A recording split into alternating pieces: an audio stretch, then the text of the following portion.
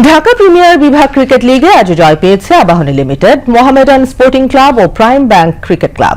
BKSP 4 নম্বর মাঠে Gazi group ক্রিকেটার্সকে 2 উইকেটে হারিয়েছে আবাহনী লিমিটেড। টস হেরে প্রথমে ব্যাট করে গাজী গ্রুপ ক্রিকেটার্স 35 ওভার 1 বলে 199 রানে অল আউট হয়ে যায়। জবাবে আবাহনী লিমিটেড 35 ওভারে 8 উইকেটে সংগ্রহ করে জয়সূচক 200 রান। দলের পক্ষে মোহাম্মদ মিঠুন 76 রান সংগ্রহ করেন। মিরপুর শেরে বাংলা জাতীয় ক্রিকেট স্টেডিয়ামে ধানমন্ডি স্পোর্টস ক্লাবকে 23 রানে হারিয়েছে মোহামেডান স্পোর্টিং ক্লাব। প্রথমে ব্যাট করে মোহামেডান স্পোর্টিং ক্লাব নির্ধারিত 50 ওভারে 6 উইকেটে সংগ্রহ করে 216 রান। দলের পক্ষে তাওহিদ হৃদয় অপরাজিত 53 রান সংগ্রহ করেন।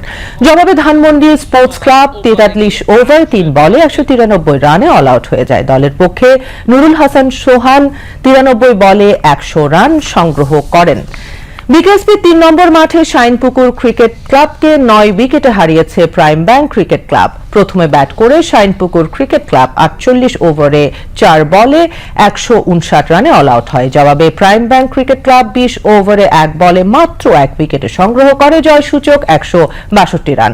দলের পক্ষে নাইম শেখ 64 বলে অপরাজিত 104 রান সংগ্রহ করেন। 7 ম্যাচ শেষে 12 পয়েন্ট নিয়ে টেবিলের শীর্ষে রয়েছেন আবাহনী লিমিটেড। অপরদিকে 10 পয়েন্ট করে নিয়ে রান রেটের কারণে 2 নম্বরে গাজী গ্রুপ ক্রিকেটার্স, 3 নম্বরে অগ্রণী ব্যাংক ক্রিকেট ক্লাব এবং 4 নম্বরে রয়েছে মোহামেডান স্পোর্টিং ক্লাব।